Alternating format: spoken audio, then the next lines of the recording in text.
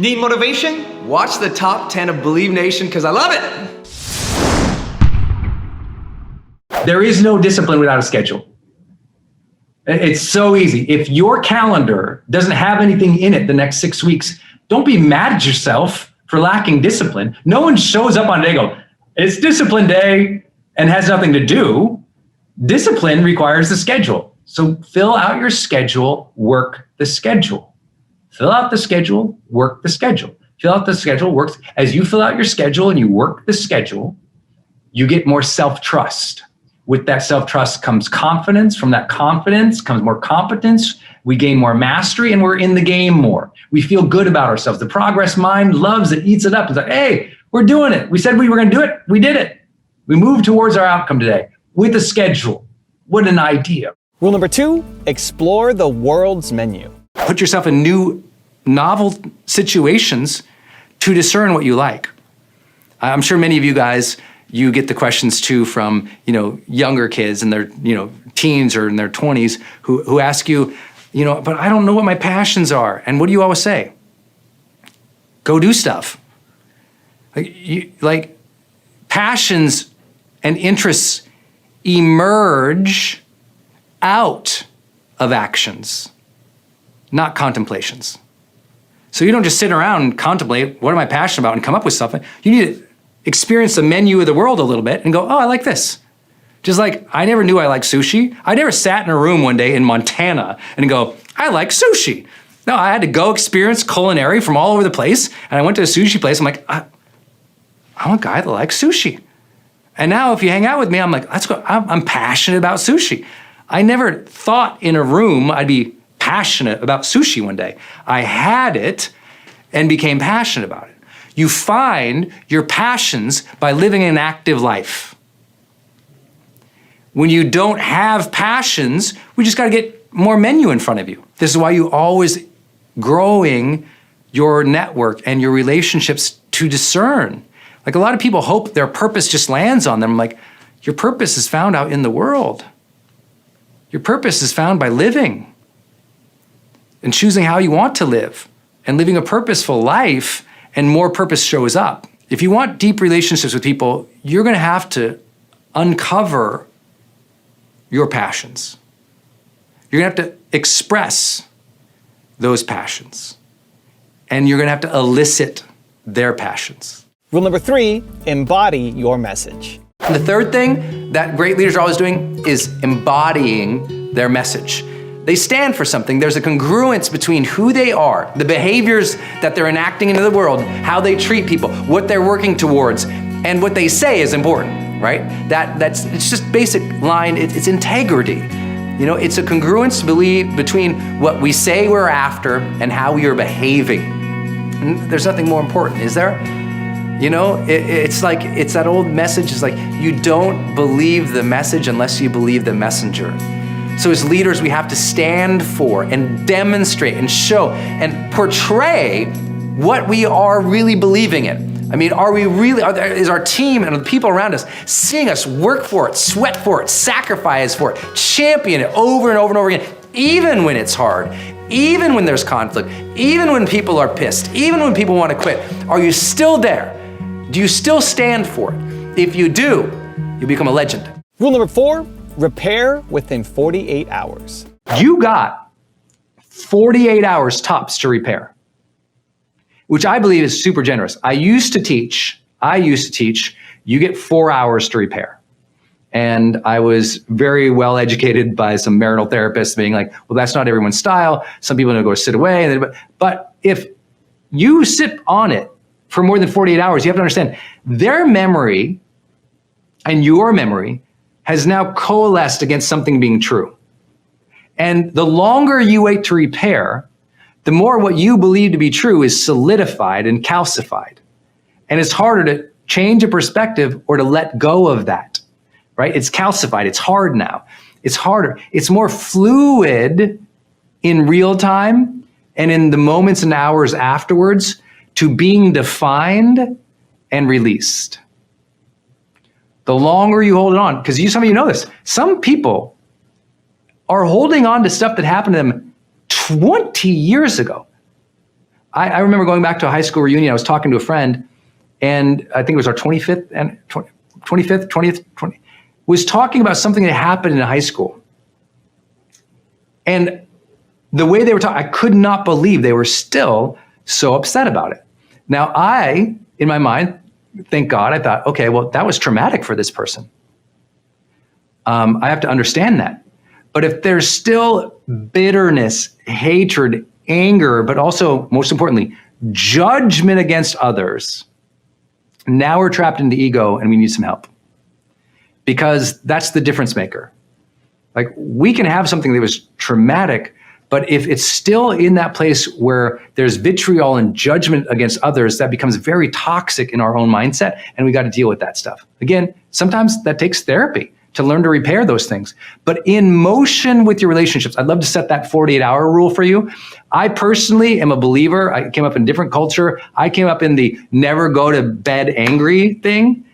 Go to bed, like, repair, resolve, coordinate, love, like, let it go and go to bed. I know that's not true for everybody, so maybe you got to eke it out in that next day. But I would say, if by the end of 48 hours, you haven't brought up that you're upset, that is a weakness in your communication style, not something to continue holding against them. Also, to make sure you're actually taking action after watching this video, I've designed a special free worksheet just for this video. The worksheet will highlight all of the lessons learned in this video, as well as pull out our 3 favorite learnings and quotes that will inspire you to actually do something. The worksheet will also give you space to write down what your key takeaways are and your specific plan of action to make sure you're getting results. If you want the worksheet designed specifically for this video, absolutely for free, there's a link in the description below. Go click on it and start building the momentum in your life and your business. I'll see you there. Rule number 5, don't fear judgment. How often does your passion show up in a group setting every week? How often does your passion show up in a group setting every week? Well, if it's not, that explains why the bonds of the groups that you're around aren't that deep yet. You have to both inject your passion into conversations so people actually know what you think about, what you're interested in, what you're deeply thoughtful about. Like, all of your friends, and I want you to write this down, all of my friends should know my passions. All of them. Otherwise, they're strangers. All your friends. I'm a person, like, if you know me, you're gonna know my passions real fast. And people say, yeah, but I can't tell my family this, they think that, or I can't tell her that, they think that. I'm like, what are we, in high school? Are you really holding back your passions based on what someone else will think? That's okay in high school. Once you hit 18, that's no longer allowed. Now that's just called sabotaging yourself for no reason whatsoever other than your internal fears of embarrassment, which, by the way, shouldn't last that long after 18 years old. Not when you're doing the personal development work. Like, get over that. It's okay. Everyone should know. And if they have judgment to it, guess what? They also judged your clothes today. They also judged your hair today. They judged your website. Who cares? Why is everyone so scared about judgment? The less you are worried about judgment, the greater friends you have. When you realize, because you know what? I want people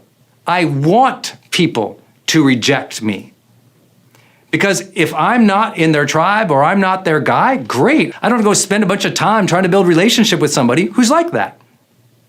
So don't fear the judgment.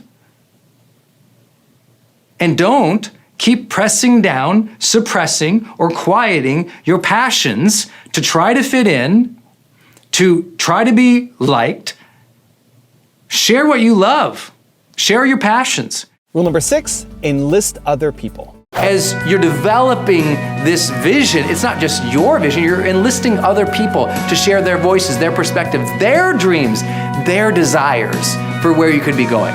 You know, I think that the most important leadership lesson in the world is that people support what they create. If people are involved in the ideation, of a vision. They're involved in creating ideas, of brainstorming, of figuring out what is it we are about? What do we stand for? Where are we going?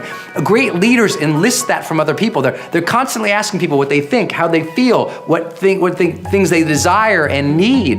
And it's that enlistment that is always going on. A great leader is always enlisting other people to believe in the dream, to shape the dream, to stay dedicated to the dream. It's an honest and an authentic and a genuine desire to see other people be involved in the process and to enjoy that process. I mean, it's so vital. And that methodology of how do you get people involved in it? You're asking questions. You're paying attention to their needs. You're reflecting back to things that you're hearing. You're always enlisting others to support and to build this vision, this ideal future together. Rule number 7, practice explicit communication. We must be more explicit when we're upset with people and let them know. I would say 9 out of 10 things that I do to upset Denise, I have no clue. And I don't think is a big deal at all. But the 1 out of 10 she tells me, I'm like, oh, I'm an idiot. I'm sorry. Explicit communication is the most important thing in all of repair. All of it. You must say it. You must not hint at it. You must not be passive aggressive. You must use the words to describe exactly how you felt and what your request is for next time. Describe how you felt, not describe what they did, describe how you felt, and then make the repair request for next time. Next time that happens, can we do this? You must know your outcome. How can you possibly be focused or disciplined if you don't know the outcome you're after? Most people don't lack focus or discipline. They lack clarity that would give them the focus and the discipline. That's why the first high performance habits is seek clarity. We learned it from our research, right? Well, an outcome. What am I after here? What's the goal?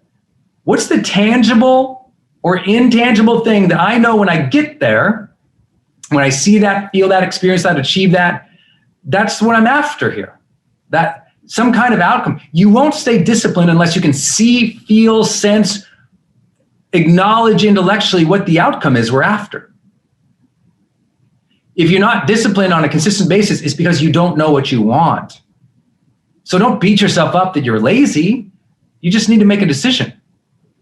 You need to make a decision about what it is that you want. And it doesn't have to be what you want for your whole life, your ultimate grand purpose in the cosmos of the destiny of the universe. No. What do you want by Friday? What do you want by the end of the month? What do you want this quarter? It's like, start there. If you're really confused about the next 5 years of your life, please start with the next 5 weeks of your life. Come on.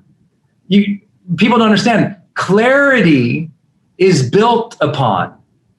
You don't have the epiphany where everything's perfect. Very few people ever have a complete, perfect picture, epiphany moment of everything coming together in life. Very few people. Instead, usually what happens is, as we move throughout our lives, we get a little more clarity on what we like and what we don't like, what draws passion and strength and contribution and what doesn't.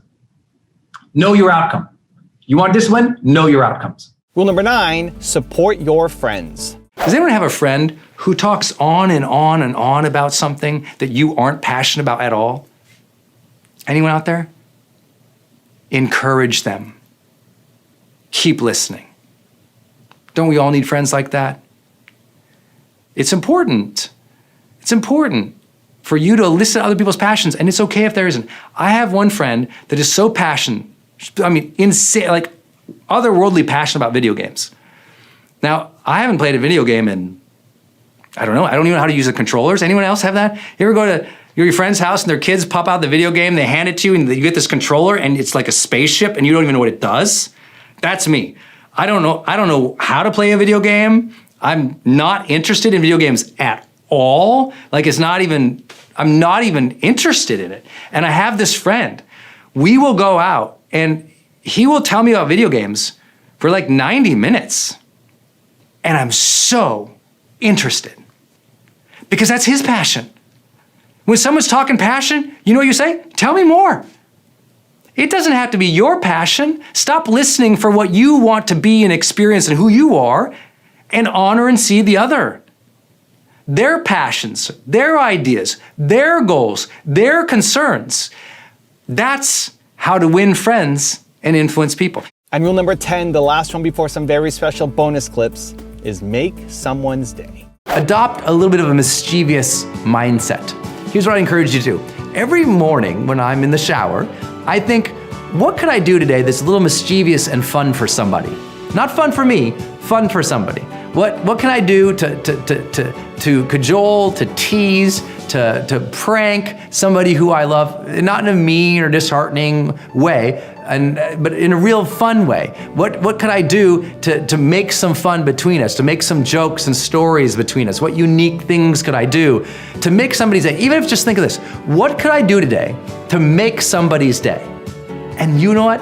You'll find that fun and fulfilling. And when you start having days that are much more fun and fulfilling, and you have weeks that are more surrounded by friendship, doing things that you care about, that you find fun, and you're fully immersing yourself in those experiences, well, over a period of time, all of that fun and that fulfillment, that gives you the charged life.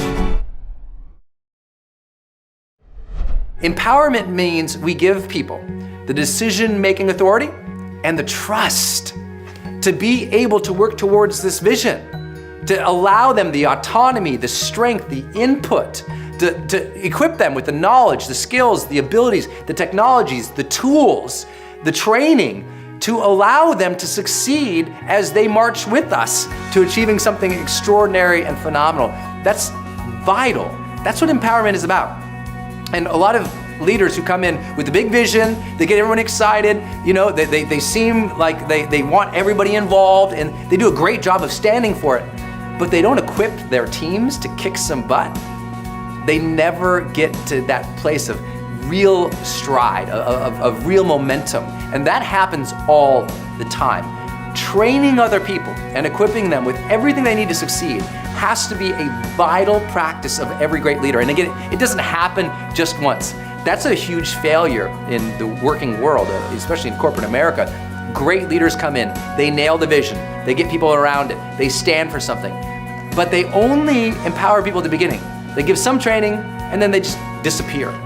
Training has to be consistent, coaching has to be consistent, equipping people to deal with the new challenges, the new tools, the new technologies, the new competitive realities. That's vital. We have to have that in place. Research study in psychology found out that both second person and third person makes you makes your self-talk more powerful. So if you're gonna do affirmations, you wouldn't just say, I wanna do this, I wanna do this. You wanna do what we call in the book self-coaching, where you would say, in my case, Brendon, it's important you do a good job here today because you usually don't do interviews. And you really love Marie and you wanna do a good job for her and her people. And this is a book you worked on for 3 years and it's important it does well. And Brendon, don't forget, you're so lucky you get to do this, brother. So just enjoy the process. You're so lucky, Brendon. That's a different level of going, I'm lucky, right? It is. I'm Brendon, I'm great. Yes. Another one I do every morning in the shower, assuming I take a shower, but every morning in the shower. Because we all don't every day. Not every morning. No, we do not. It just doesn't happen. It does not happen. I told you, 24 hours ago, I was staying in a barn in the woods at a friend's house. Yes. But the second thing I ask myself in the shower every morning is, what might happen today that could trip me up? And how are you going to bring your best self to that, Brendon? I say that every morning in the shower to myself, and it just helps me anticipate that, something's gonna go wrong during the day. Absolutely. And if I already know everything, like this morning's was, okay, you're in, I'm North Manhattan, where I'm staying. Would you call it North? You're uptown. I'm uptown. And you're coming to, let's just call it downtown. Okay, Yes. So I'm like, okay, that's gonna be 45 minutes. It's a hot summer day. Yes. I'm gonna get hot, and I know when I'm hot, sometimes I get impatient. Yes. And I get stressed, and I don't wanna feel that. So just pay attention to how you're feeling on your way down to the interview with Marie, Brendon, and really just engage. Pay attention, be present with New York, and really enjoy that you're here. I know that sounds completely crazy, but every high-performing athlete does it. Every salesperson does it. I mean, at high level. Every person I interviewed who are at what we call the top 15% of all high performers. Outside of teaching people to bring the joy in my life, I teach people to honor the struggle, honor the difficulty. When we honor the struggle instead of hate the struggle, we can really achieve extraordinary things because our mindset's in the right place. As soon as you honor the struggle, you accept that, oh, of course, there should be struggle here. I should honor this process. When you go to the gym to work out, you honor that this is going to be hard, and honor that process of getting better. And the more that you bring honor to it, the more your psyche builds with strength, and you get a little bit of that esteem back because you see yourself engaging something versus avoiding it and running away. You see yourself connecting with something and giving it reverence. You're like I have reverence for the difficulties of life. They may be better. So I don't want a friction-free life. I'm not interested in it. You know, I like to say sometimes that, you know, the journey to greatness begins the moment that our, you know, deep desires for comfort and ease are overpowered by our desires to connect and contribute. What is that habit that you take on a daily or monthly basis with clarity? What do you think about? You're like, every morning, what am I clear about? Or, you know, how do you apply that habit to your life? I apply it in a couple ways. First, for me, every situation I go into, I'm consistently asking, like, what's the feeling I want to have here? If you ever see me teach, it's often, I would say, bring the joy. So I have joy triggers that I've set up in my mind that makes me more intentional about things. So, for example, I have a door frame trigger. Whenever I walk through a door, I say, bring the joy. So when I walk through that door right there, it's like, bring the joy into this room. It's just a mental trigger that I've set up for myself. Every morning in the shower, I ask myself 3 questions. And not that I shower every morning, but the ones I do, the first question I say, what can I be excited about today?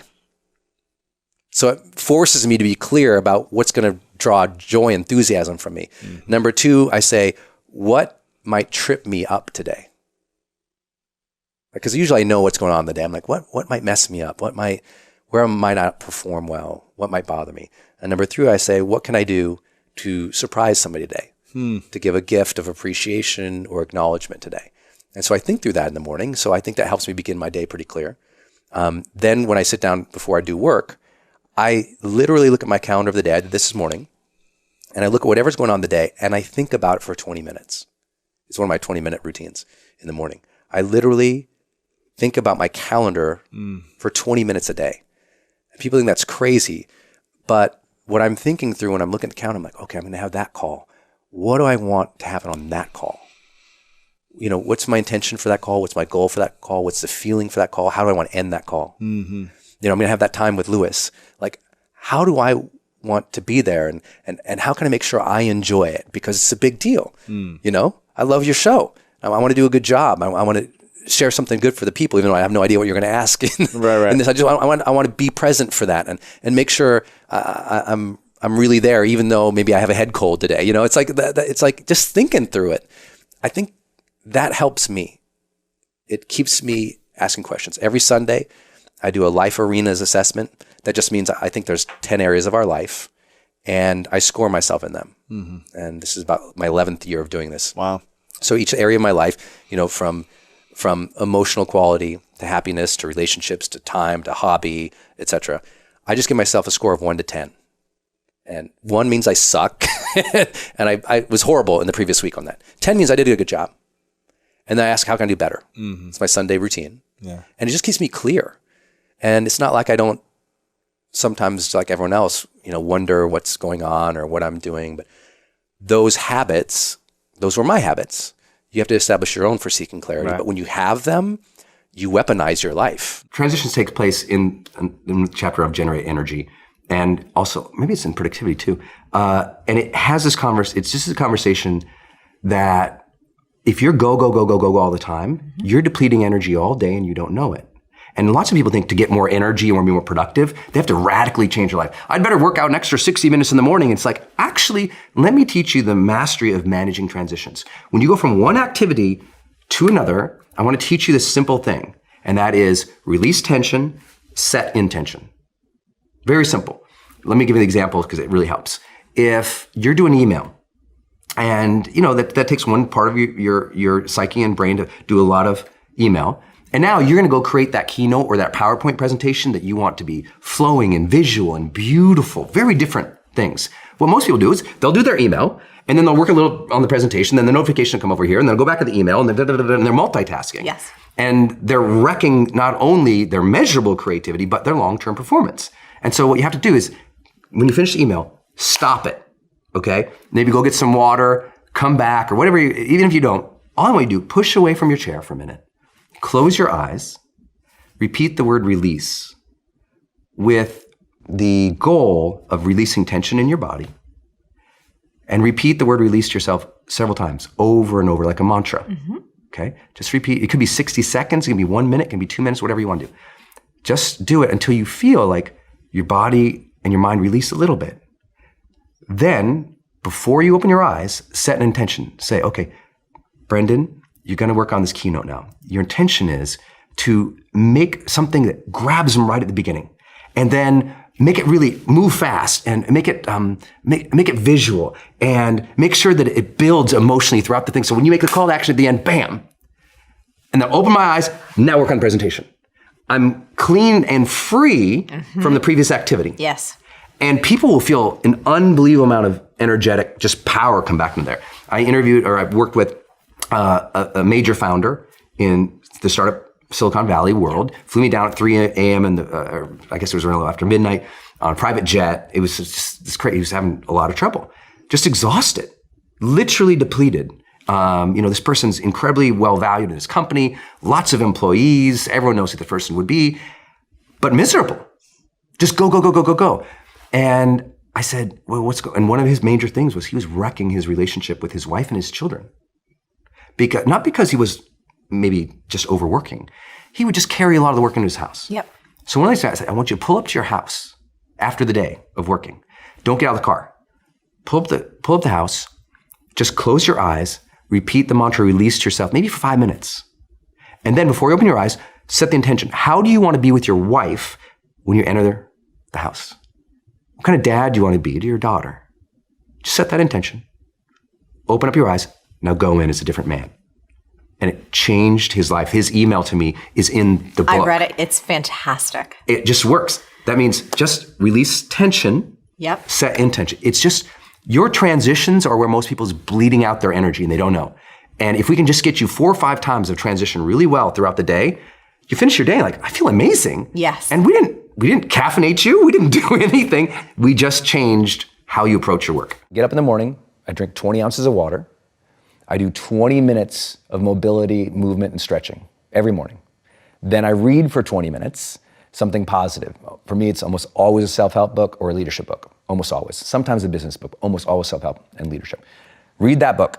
Then I go and I sit down with my high-performance planner, my green tea. I fill out the day, right? I look at the blocks of time that are already scheduled, and then what I do is my second visualization, which is I look at the major blocks of time that have been scheduled, just like this morning, and I close my eyes and I think, how do I do that thing with excellence? What would make that thing special? So this morning, before I got here, when I thought about this, because there's my high performance planner, impact theory, Tom Bilyeu, oh yes, 3 exclamation points, literally. So I looked at the schedule, I closed my eyes, and I thought, okay, what do I want to communicate on Tom's show? How do I want that to feel? What do I want to communicate? So I literally closed my eyes and I visualized those blocks of time. And how would I do them well? That's a superpower. Most people write their day out and they just go about the day, and then sometimes they come back to the plan and they go, oh my God, I didn't even do it. Because I sit there and I think about, how do I do that well? That's a game changer. What does that rebuilding process look like for somebody who's trapped in depression and suicidal thoughts? Yeah, I've been there a lot in my life, especially before my car accident, my teenage years. Then the first woman I ever loved, we had a big breakup, and that breakup sent me down in depression and suicidal planning. And it's tough to dispense advice to people other than get help. And I'll share why. Because that time in my life, I had so many people coming up to me, my friends would come into my dorm room, and Brendon, let's go do something. And the hope is lost. And what people, I think, make the mistake of trying to do is hype people up. Everything's gonna be okay, you're gonna be great. And what people need who are suicidal is serious psychological intervention. They need to seek support and help. And outside of that, when they do get that support, the first thing a great therapist is going to do, outside of the emotional reflection work of why are you here and what has caused this sort of pattern for you, they're going to get you starting to get some momentum. The most important thing is when you are super down, outside of finding that emotional reasoning for where you are, is to start getting momentum. Because with momentum comes hope. With momentum comes motivation. With momentum comes, that feeling that there's a reason for tomorrow. And so it's as simple as just saying, okay, what are 3 things I'm going to do today? And I don't mean that like a lot of personal development guys would say, like, what are your 3 big goals for the day? Arr! I'm like, dude, sometimes that first goal is, I'm going to shower today. I'm really going to shower today. I'm going to walk to the library. I'm going to come home. And that's all they got. Like literally, that's all they got. And you got to honor that struggle when you're in that place. Like know that where you're at, it is okay that you're there. And now you're going to need help. And now you're going to have to set up some daily practices just every day, win a little bit. Not like win your dreams, not like crush through goals, not like be a badass, not like, no, just momentum, man. Next habit is high performers develop influence more than those around them. It's not because they're cool. It's not, I mean, look at me. I'm not getting ahead on my cool factor here, ladies and gentlemen. I just got these new Nikes. I walk in the store. I walk in the store. I was like, what's your newest shoe? They're like, these ones. I'm like, I need that. And they're like, why? I'm like, because Lewis has sneaks, man. I wear suits or like, I'm either on stage in a suit or at my, studio, kind of like, kind of formal too. Sure. I was like, man, I gotta get some sneaks. So they look good, man. I said, give me your newest sneak. So I'm not getting ahead on the cool. I don't develop influence because I'm cool. It's not your personality that gives you influence. Yeah. It's how you treat other people. Mm-hmm. And specifically the way that high performers gain influence is this way too much? No, I'm get it. How you treat other people. Here's how you develop influence. If you really want high level of influence, obviously you gotta do all the basics, treat people nice, be kind. And in the book, what I do is with each habit, I say, here's the basics, but then I go, here's what the needle mover practices are. The highest performing influencers, what they're doing, often they don't know they're doing it, by the way. The first thing they're doing is they're teaching people how to think. A lot of your show gained influence, I really believe, because you're really good at teaching people how to think. Thank you. You're shaping their mindset, but high performers are really doing it explicitly, and you do this too, where you say, here's how to think about that, guys. Or high-performing leaders tell their team, here's how we should be thinking about ourselves. Here's how we should be thinking about the competition. Here's how we think about the future of the company. They're saying it. They're explicit more often. Here's how to think. I mean, what is it? The 7th most read book in the history of the world is Think and Grow Rich. Crazy. It became that way because he taught people how to think about money. We have to tell our audience how to think about things. The second thing they're doing is they're challenging people. And they're challenging in a specific way. If you listen to a great orator, a great speaker, the pros, the one I know, I'm like, oh, this person's studied speech before, is they challenge the audience in 3 ways. They challenge the audience's character. Then they challenge the audience's connections, their relationships. Then they challenge the audience's contributions, what they're giving. You hit all 3 of those, the audience is like, I have to listen to her.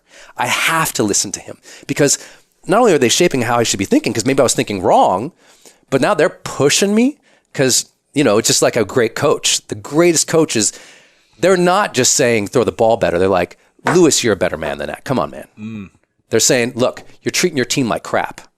They're look, you're not contributing to the team here. That's a different challenge than just throw the ball faster or catch So I studied that from them, but those are the primary things. And the third thing, of course, is role modeling. Standing. I mean, if I'm the bring the joy guy, or I'm the honor the struggle guy, or I'm the high performance guy, and I'm off my game, people are gonna know that. Yeah. So I'm always trying to role model what I do, which is hard when you're talking about high performance, because everyone thinks, well, don't you have a bad day? I'm like, dude, I have bad moments. I wouldn't say bad days, because I don't want to go to bed and feel like the day was bad. But at the same time, I think that's why they're developing influence. High performers are not dissatisfied strivers. They're not. They're happy. High performers are happier than their peers. We all believe that to get the top, it's gonna be lonely at the top, and we all believe you have to grind and kill yourself to get there. Yeah. And that's completely wrong, and the data proves it worldwide, which is, I think, just overcoming a lot of people's biases about how you work today, because right now, especially today, like, grind on social media is so popular. Or hustle. And it, by the way, none of the top 15% of high performers worldwide identify with those words. They literally don't. We asked them, we did a whole keyword analysis. Yep. This was actually pretty cool. And high performers explicitly say, these are the 3 driving feelings. If we said there was a high performance state, it's driven from these 3 things. Number 1, full engagement. Yes. Number 2, joy. Yes. And number 3, confidence. Yes. That's what they relate with, okay? That's where it's coming from. It's a joyous journey, not a dissatisfied one. And I had this conversation in the book because I'll kind of maybe frame it this way. Each of these chapters opens with a vignette of somebody I worked with or a situation that I was in that demonstrated high performance. In this particular situation, I'm walking on a stage, thousands of people, after a very famous musician was out there and was telling the audience that person's secret to success, remember, thousands of people, yes. Their secret to that person, their whole speech, their secret to success was never settle. Never settle. Nothing is enough. Never settle. And never be satisfied. Never be satisfied. Always demand more. And I'm like, oh, my second slide, which was gonna be on Jumbotrons in like 80-point text, was strive satisfied. And I'm like, oh, I'm gonna have to dispel this for all these thousands of people. I was totally freaked out. Yeah. But what I had to explain to people was not only the data, but it's this. If you're never satisfied, I mean, is it true that life is precious? If it's true that life is precious, and you could be gone tomorrow, do you really want to think, you know what, I just never felt fulfilled? I never allowed myself to have a moment of credit. I never allowed myself to have a moment of peace. I never allowed myself to look at that and say, good job. That's not the way to live life. Right. I think just at a spiritual level, it's a bad move. And this book doesn't really go into a lot of that. It's more about the science and the heart stuff. Mm-hmm. But I think it's really important that people realize your job is to strive satisfied. And if you strive satisfied more often, you will be more of a high performer. And if you never give yourself credit, you're always beating up on yourself, you're always thinking that's not perfect enough, then what's gonna happen? Dissatisfied people burn out and they quit more often than satisfied strivers. So take joy in the moment, engage with what you're doing, allow credit and satisfaction and joy to come in. You can always be improving. Of course. But be improving joyfully. Big development growth point for people is determining, how do I really want to treat people when they don't agree with me, or when they're hating on me, or when they're discounting me, or they're being mean to me, or we're in a fight? Because I think some of those are the greatest growth areas of our life. At the end of our lives, if we have a moment of cognition, we're going to lay there in bed and we're going to ask questions about our life to evaluate whether or not we were happy with it. And what I've always suggested to people is, maybe don't pretend you're living your purpose unless you know the questions you're going to ask at the end of your life. How do you evaluate it? Because otherwise you're just kind of living randomly. But when you know, I'm going to evaluate my life this way at the very end, now every day you can wake up with intention. Now every day you get to wake up with purpose, which is why I love the name of your show, because that's my thing too. It's like this deep connection to some type of purpose so that at the end of our life, we're happy. There's no regrets. There's no sadness. There's no, oh my gosh, why was I this way? Or why did I wait to do that? And my unique story is that I got that gift at 19 years old. People should want to have a high level of joy and happiness in their life. Yeah. But they cannot wait for it. I always say, the power plant doesn't have energy. It generates energy. I mean, technically, it transforms energy from one medium to another. And we can do the same thing. You don't have happiness. You have to generate the happiness. You don't have joy. You generate joy.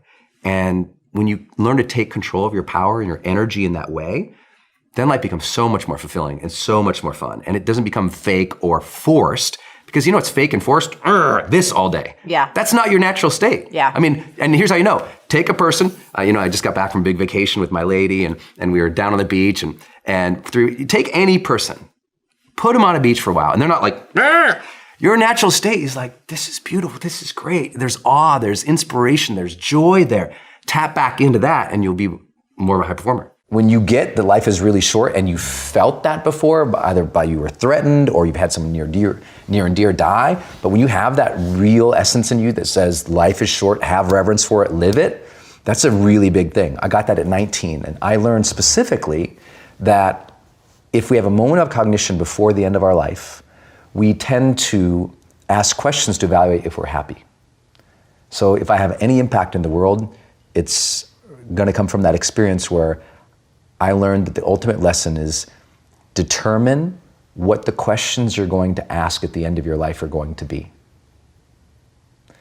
Find out those questions. What will you ask at the end of your life to evaluate your life so that you would know if you were happy with your life? Like, figure out those questions and then live each day intentionally so you're happy with the answers at the end. For me, the questions I had were, did I live? Which I hadn't. I hadn't been living my life. I'd been thinking about taking my life. Right. Did I love? No, my heart was broken. And I put up all these walls to keep out other people. And I always say, sometimes the walls we put up to keep out the bad guys prevent the good guys from getting in. And suddenly in our own self-protection, we block out the very thing we want, which is connection. And I learned that I would ask, did I matter? 22 years ago, on a dark Caribbean night, I'm standing on the crumpled hood of a car, bleeding out. My friend, I just wrecked a car. He's screaming at the top of his lungs. He's bleeding. We don't know if we're going to live. And I'm standing on the hood of this car, looking down at all this blood, and I'm in terror. And I just remember looking down at the hood and just thinking, did I even matter? And I hated the answer at that time in my life. Because I'm a 19-year-old kid. I didn't know about impact theory. For real. I didn't know to think about that. Young kids sometimes, they don't know to think about that. I didn't know to think about legacy, meaning. Did I matter? I didn't think I did.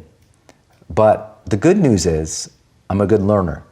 And I felt like I got a second chance from God that night. And I learned that it was really important for me to figure out how do I live, and how do I love, and how do I matter in such a way that if I face my death again, I'll know I've earned the second chance. And so what I want to tell people, and the impact I want, is I just want people to know your questions, man. Live intentionally and earn the life that you've been given, because this moment's a blessing. So earn this moment and live intentionally. Demonstrate courage. And I think all personal development people, of course, but they actually, high performers do demonstrate courage. Like, we can measure it from peer feedback. We can measure it from their self-assessments. We can measure it from, we have this thing called the high performance indicator assessment. You take it, you get scored on all 6 habits. It's free on the internet, on the interwebs. But this one's peaked when we did the research, and I didn't know it. And it is, high performers are more willing to share their ideas, their thoughts, their feelings, what they need, what they want, and they do it more consistently than their peers. Even when there's risk or uncertainty, you do a great job. I know you have, the book's coming out for you, talking about men and being vulnerable. That's demonstrating courage. That's, when you're not conditioned that way or you're not used to that, that it might not seem like a big deal, but it is. Yeah. When you talked about me doing this interview, that was like, it might not seem like demonstrating courage to go on Lewis Howes, but it is, because I admire you. And I also, I'm not used to sharing a lot. I usually let the work speak for itself. Yeah. So I had to I need to share, being willing to share this in different and unique ways. But I think for most people, it's, when you were in your last meeting, did you share for your ideas and fight for them? Did you share for your ideas? Did you share your ideas and fight for them? When you wanted to post that video and you were scared to death because people are going to make fun of you, did you do it? And when you wanted to tell your spouse that you're not getting what you need, did you say it? Because all those are demonstrating courage. It's not just, courage is, we think, pulling someone out of the river or something. And that's part of it. And we talk about the different kinds of courage in the book. Human brain has an incredible capacity for guilt. And most people unconsciously let that roll over them and kick their butt and make a horrible life. I love guilt. Guilt is a tool. Guilt is a weapon. Guilt does not have to be a bad thing. It's not like I perpetuate, but I'm like, I love that I feel bad when I don't do a good job. Most people hate that about themselves. I love that feeling. I'm like, I didn't do a good job there. Next time I will. So some people, guilt is discouragement. Other people, it's a signal for learning. To me, guilt is a signal for learning. It is the body and the brain, the spirit, knowing what is right, knowing what is wrong, knowing what's great, knowing what's mediocre. And it's saying, hey, do a little better. Now, if it's translated into a negative impulse, then some people call it guilt. But I'm totally cool with guilt. I think it's good that we feel bad when we do something that is below our standard or that's not right, because that impulse to go, I want to do that better. Stage one was I was honest that I was a hot mess. Like I came back from the accident and I'm like, I'm a mess. I've been depressed. I was going to kill myself. I'm sad. My grades suck. My friends are kind of like losers, not in a judgmental way to them, but in how I wanted to feel. They made me feel bad about myself. And that's why I think a loser isn't what they've accomplished, it's how they make other people feel. Two different things. They made me feel bad. And I thought, I don't have it together. And that began my great and long-term committed search to studying psychology. Because I'm like, why do I think so dumb? Why do I feel so bad about myself? How do you overcome, depression? How do I deal with this sadness? Why do I still have so much hatred in my heart about something that happened so long ago? Like just all this, like people say forgiveness. How do you do that? Oprah had Oprah.com. And I thought, how cool would it be to have your name, .com. Now, I sought this kid out. So I went to Brendoncom, and this guy, he had his resume up there. And that's all he had was a resume. So I emailed the guy and I'm like, hey man, I'd really love to own this website. Could I buy it from you? He goes, no, it's my name. I'm like, dang it. And he says, no, I got my mom, she's got, an email, we have an email associated with the domain. Right. All this stuff. I said, oh man. All right. So I set it in my calendar. Every 6 months for 6 years. Whoa. My calendar would go off and I'd email him again. Email him again. Email him again. Email him. It took 6 years. And the 6th year, he said, you know what? Yeah, I'd be interested in that conversation. Sold it. So I got Brendon.com. I'm really happy about that. Really thrilled. Stupid story, but I was like, yes! Determination! I found this quote that said, the journey to greatness often begins the moment that challenge and contribution become more important than comfort and ease. Oh, that's a good one. Yeah. That's really good. And so we have to challenge ourselves, but the habit here, the social habit, is develop influence. And you develop influence, teach people how to think, role model the way, and then make sure that you are challenging people in those 3 areas. Challenge their character. You got to do that delicately. The book teaches you how. Make sure you challenge relationships because that's so important, and challenge people what they're giving. And if you do that strategically enough, part of your message in greatness is challenging people to follow their dreams. Yeah. You say it all the time. It's one reason I love your show. You're constantly challenging people to follow their dreams. And not just like, hey, follow your dreams. Like, hey, do this. I want to learn to be confident. I want to learn how to communicate well. And I want to learn to have great relationships. So I studied those things really intensely, and I just tried them. And I tried them. And I was so good about making little goal sheets and trying it. And that was the year I also began my monthly goals. So on the first day of every month, to this day, I write a personal goal and a professional goal. Every day I look out on the way out, I put on the door. I'd walk out and be patient. No matter what my other goals or objectives were, that was like the defining personal theme. So I created monthly challenge themes for 23 years. Patience have come up a lot of times. It's like joy has come up a lot of times. Yes. Staying centered has come up a lot of times. It's not like I have ever achieved. No one achieves personal development. Agreed. Or purpose. Mm-hmm. Agreed. It is like an intention and a dedication And so that's where it started. And by studying all that, it gave me the edge. I really believe when you are a student of life, especially in psychology and philosophy, you get the edge. Because when people are having problems, you can see perspective around it. And once you have perspective, you got superpowers.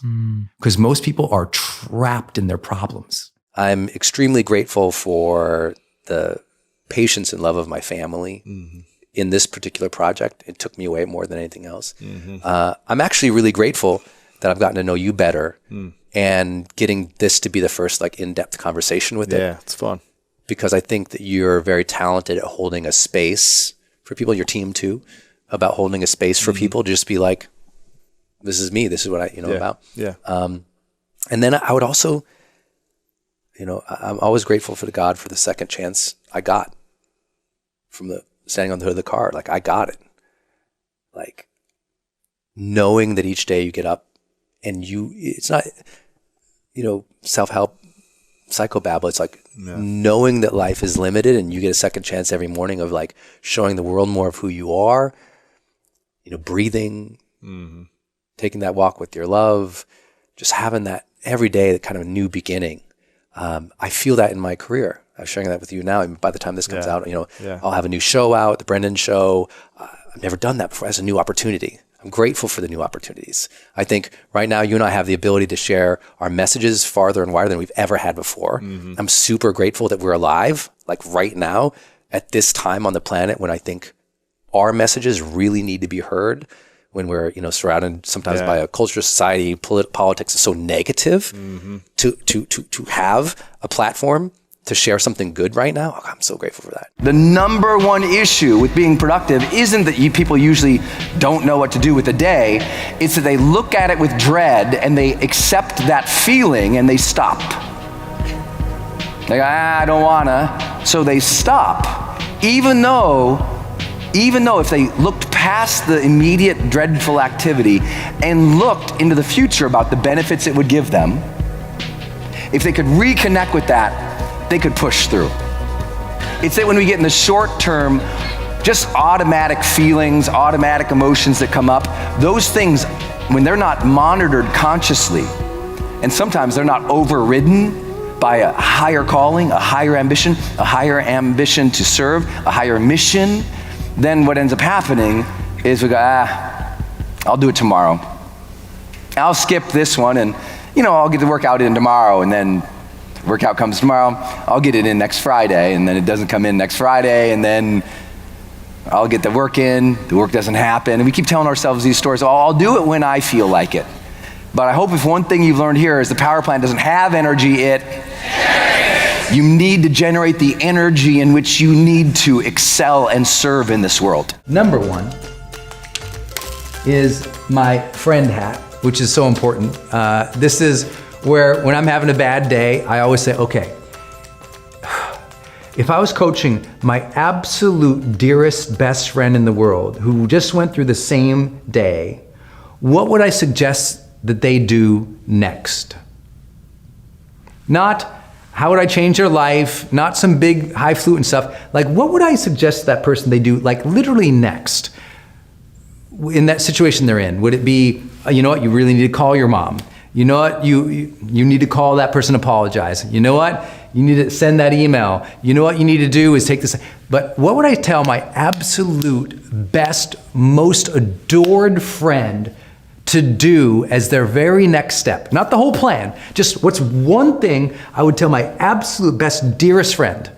I ask myself this question probably 2-3 times a week. Right? Because I'll get frustrated by something will piss me off, or I'll be bummed that something crashed and burned. I'll be like, okay, what would if my best friend just went through that exact same thing, what would I say they should do first? And of course, once I think of what they should do first, then the next step comes, and the next step, and the next step. Meaning, kind of coach and advise yourself from a third-party standpoint. I know you probably know you should do that, but here's the way that I make it stick. I write the letter. This means I sit down with a blank piece of paper and I write the letter to myself from the best friend's perspective. Dear Brendon, you're really ugly and stupid, but you're my best friend. So buddy, here's what I recommend you do. about the situation that you're in. Here's how I think you should think about it. Here's what I recommend that you should do. And I literally write the letter to myself from the perspective of my best friend. Does that make sense? That's what I call putting on my friend hat, and I write the letter, Dear Brendon. And sometimes it's just, I write it, it's super short. It's on a little note card. I write like 10 sentences. Other times, man, I gotta dig deep, and that thing becomes like a 4-page letter to myself. And we know from psychology, specifically dealing with therapy and trauma, that if you will write yourself a letter, it does significantly change your emotional well-being. And writing it from this perspective as a friend has, I have found, made my letters much more compassionate, much more thoughtful, much more positive. So I just put my friend hat on, I write myself a little letter. Dude, if you're angry all the time, you gotta change how you look at the world. Yes, there's a lot in the news that can piss you off. Yes, there's a lot going on that causes outrage all day long on Twitter or social media somewhere. But if that's your sole focus, no wonder you're upset all the time. Lots of people are angry right now because of the news or something chaotic or terrible or something they don't agree with is happening in the world. But that's not new. There's always chaos. There's always turmoil. There's always bad things happen in the world. But if that's your focus, no wonder you're having that anxiety and that frustration and that anger all the time. You got to change both your focus and how you're reacting to things when you do see it. So first, let's work on your focus. As much as you're angry all the time, are you also noticing the beauty of this world? I mean, the odds that you're even alive and having your breath is something to connect to every single morning. To have reverence for your life in the morning, to wake up. One of my late mentors was Wayne Dyer, an amazing, amazing teacher. And he always talked about how he woke up, he rolled over, he put his feet on the ground and he said, thank you, thank you, thank you. He was grateful for his day, and he began that way. And I think so many people right now, they kind of roll up in bed and they're like, and they grab their friggin' phone and they start going through the news and social media. And what are they queuing? Immediately, I'm queuing stress, chaos, turmoil, clickables. It's like clickbait, clickbait, clickbait, clickbait. No wonder you're frustrated. You're activating your brain immediately right off the beginning of the day in all the turmoil of the world. Put the dang phone down, get up and think about what you're grateful for, about what you want to achieve and give and serve and create that day, about who needs you to be on your A game that day so you can focus on that instead of like this in bed. That will change how you start your day. And then listen, a lot of people who are angry all the time, they're also in outrage all the time because they're focusing on the problem all the time. And they're bemoaning the problem. They're calling out the problem, complaining about the problem, judging, criticizing, getting upset all the time. A ton of people who stay in anger all the time are failing to be solution-based. That's what they're doing, right? They're just anger, problem, outrage, outrage, outrage. But listen, when you become a solution-based person, when you say, okay, I actually want to do something about this problem, and you start taking positive steps to at least address it or to participate, suddenly that anger goes into a new fire, and that fire is called enthusiasm. It is easy to switch anger into enthusiasm when you become solution-based as a mindset. When you say, okay, I don't like this, let me do something. Let me call somebody. Let me take this action. Let me write that letter. Let me send that email. Let me get my friends together. Let's go protest. Let's go get involved. Let's participate, because participation turns anger often into enthusiasm. People say, Brendon, I'm scared to start my dream. I'm like, you're not scared to start your dream. You're embarrassed to be seen starting small.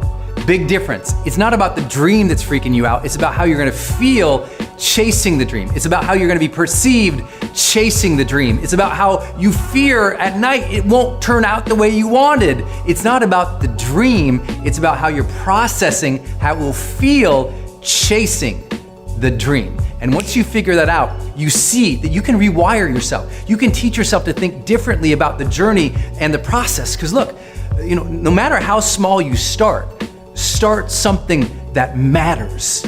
Start something that brings your life back. Start something that makes your heart feel full. Start something that does scare you. Allow that fear, allow that worry, allow that anxiety a little bit, because that's just saying you're growing, you're learning, you're changing, you're getting going.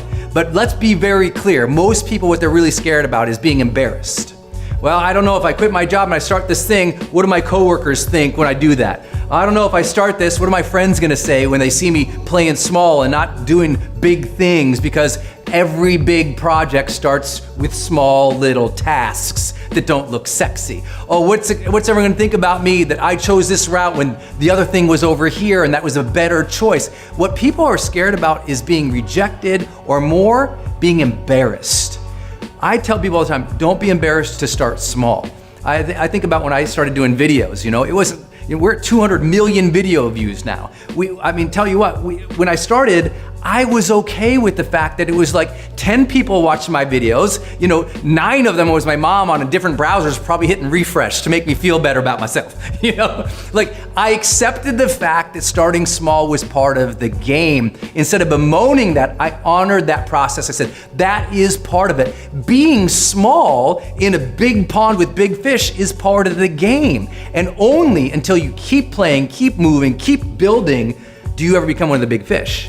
You have to be okay with being small. And so if you start your channel or you start your thing and only 100 people watch it, hey, that's 100 people who heard your message. That's 100 people who you helped. That's 100 people who you changed your mindset for. That's 100 people who let you do your own thing and watch. And even if they were haters, at least you started penetrating their mind.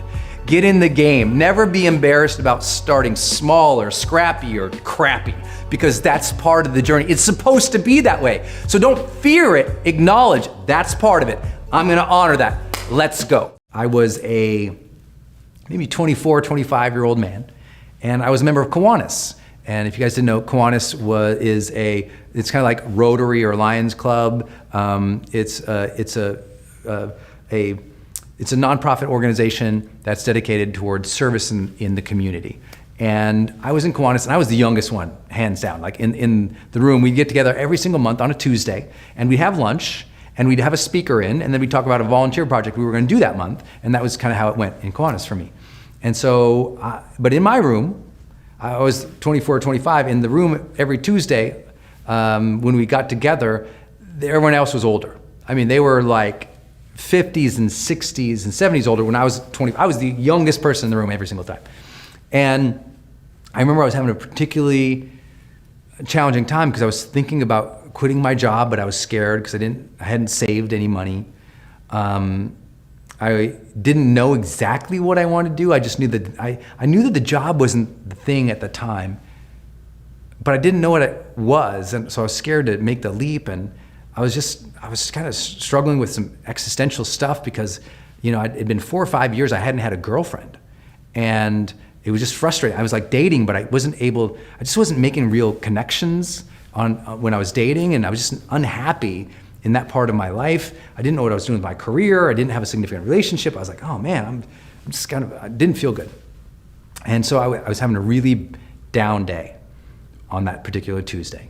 And I went in and I was sitting next to this guy, and he was one of the awesome Kiwanians who was there. And he was, I think he was probably 59, 60 years old. He was in banking, very successful, wealthy guy, happy, he was like a happy-go-lucky grandpa type, just a good dude. And I'm just kind of listing off to him all these things that suck, And he says, well, what are you doing about it? And I said, well, and he says, well, I bet, and he said, I bet I know what's going on. He said, you're going home, you're probably watching too much TV, drinking too much beer, and sitting alone too often, or you're going out and not having any fun, and and we're just talking. And my mode was, I go inside, so I kind of pull away from people when I'm unhappy. And so I was like, yeah, I kind of pull away, and I'm in my house. And he says, well, I know how to solve your problem. I said, oh, what is it? He goes, buy tickets. I'm like, buy tickets? What do you mean buy tickets? He goes, I want you to open up the paper. Remember the papers? So he said, I want you to open up the paper. And he goes, I want you to see what's going on in your town. And I want you to buy tickets to whatever's coming up the next 7 weekends. Is there a symphony coming to town? Buy tickets. Is there a ballet? Buy tickets. Is there an art museum? Buy tickets. He said, is there a concert? Buy tickets.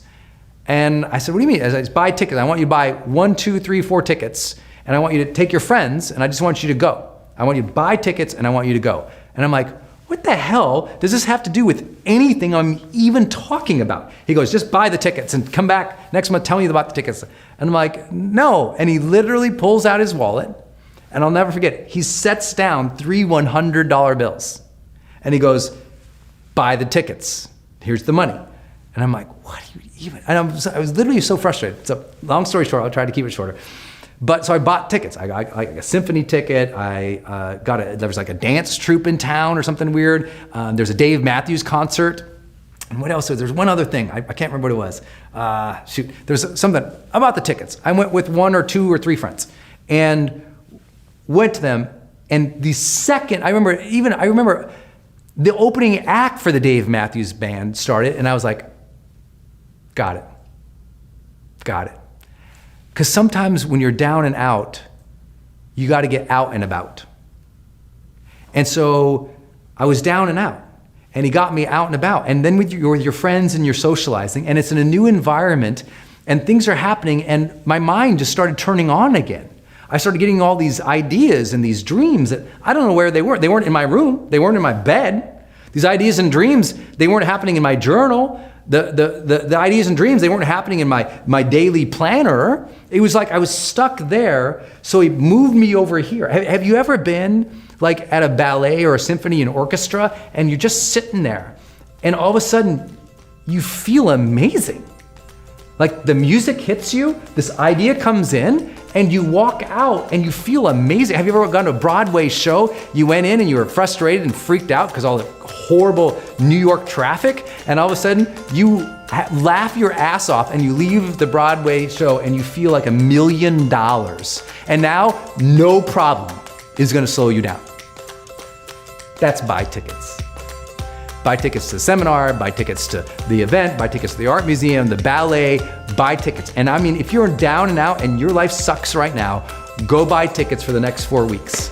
And I promise you're gonna be like, damn, buy tickets. That changed my life. Changed my life too. And I've learned ever since then, like if I'm down and out, it's like, buy tickets.